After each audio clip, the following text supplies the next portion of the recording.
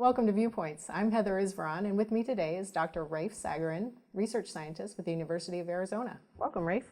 Hi, how are you? Good. So you've been coming here to the center for a couple of years as a visiting lecturer. Tell me, why is a marine biologist talking to Homeland Security experts about security? Well, it's really because of the skills I developed as a marine biologist that I got involved in security at all.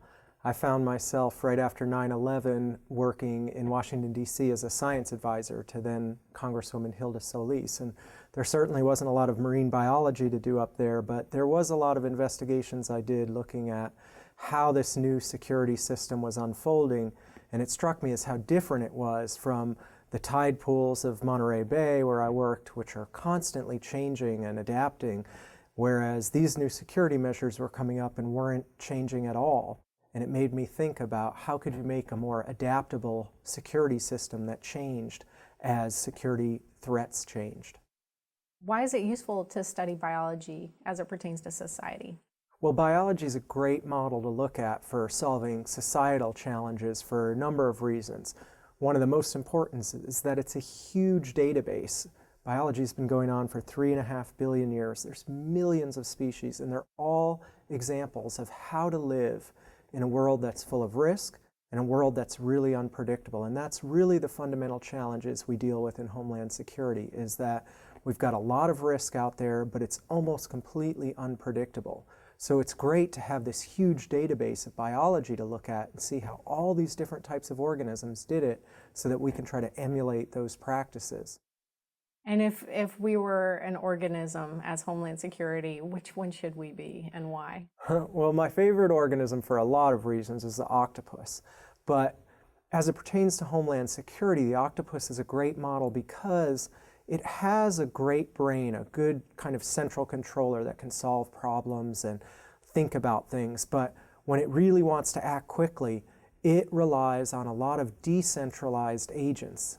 For example, its skin cells are all independently looking at their environment and responding to it, changing their color and shape to match the environment. So collectively, the octopus gets camouflaged. And that happens without a lot of connection with the octopus's really great brain. So the idea is you want to find a balance between central leadership and allowing people who are closest out there where the problems are occurring to see those problems and be able to respond to them without a lot of interference from that central controller. So it's about finding a balance, and an octopus does that really well.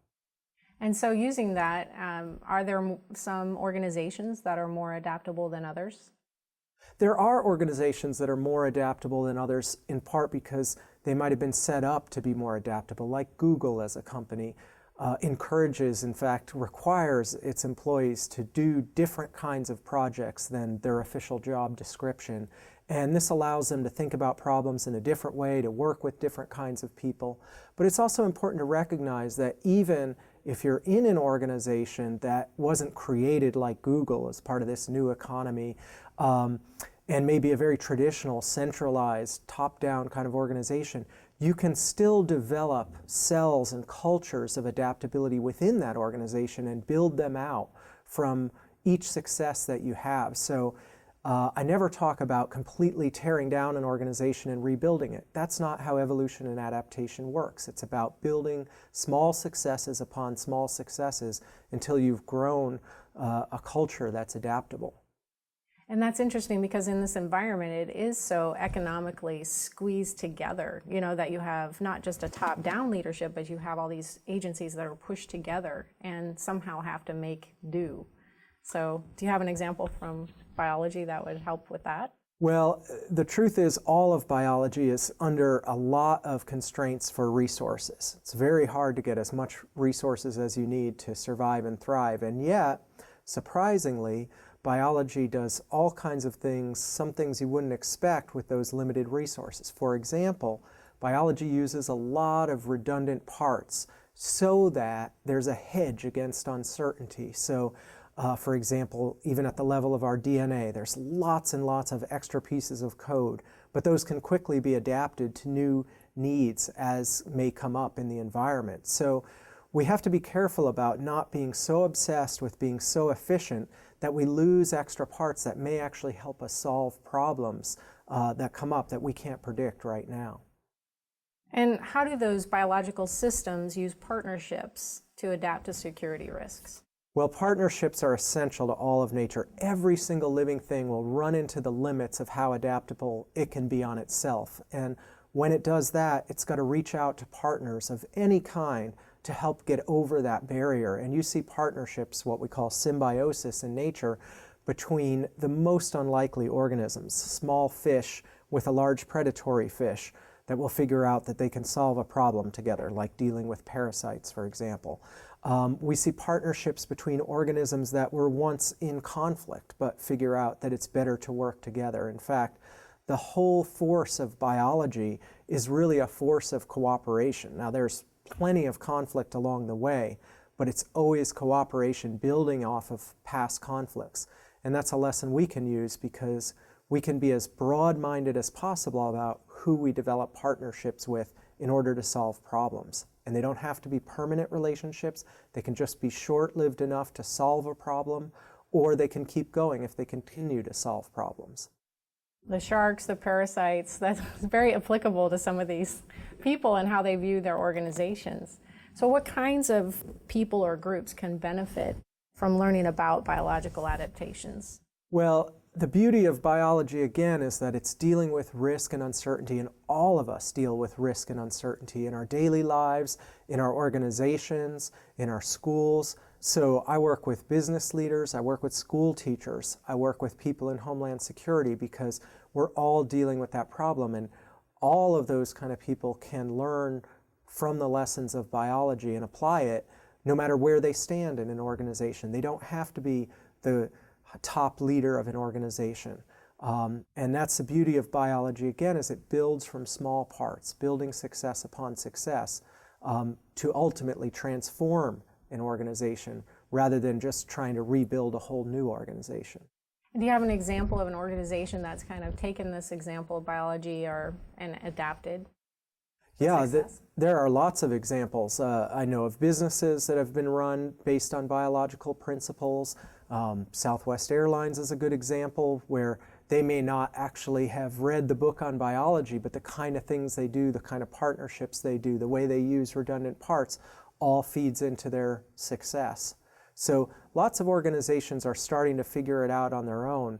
And what I hope to do is sort of accelerate that process. And so cybersecurity, let's just jump over to cybersecurity. That's a big field and hard to kind of put into little boxes. But is there a place for cybersecurity? Any lessons learned in nature?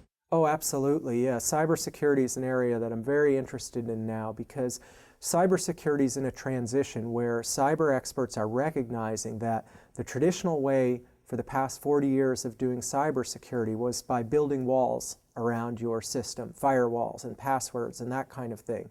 What we learn from biology is that all walls and barriers are overcome by biology. The walls between cells, for example, the walls between organisms, the walls between places on Earth, between sky and land and sea, they've all been broken through evolutionary time. And so what we're recognizing in cybersecurity now is that really we can't assume that our walls are keeping the enemy out in any way. And in fact, the enemy that sneaks in through our walls can actually cause more damage than if we didn't have a wall to begin with. Certainly we're seeing that in terms of information. We need to assume that all our information is open source right now. Scientists learned this when hackers, for political reasons, stole a lot of data related to climate change science. We recognize that all our emails are essentially open source and we should treat them that way. So one of the interesting lessons of biology is that some biological organisms, if they need to, will sort of de-evolve. So you evolve something and then take it away when it's not needed. So there are places where you have rattlesnakes without rattles, and bees without stingers, and that kind of thing. And one of the things we're seeing is a very secure way of communicating is face-to-face, without writing it down, without putting it in an email. And that's something we may go back to more as we realize how vulnerable our information technology is. That is a great lesson. It's almost a comfort to know that there's nothing new under the sun and that there are ways we can learn from the biological world. we sure do appreciate your time today, and thank you for coming. Thanks so much. It's great to be here.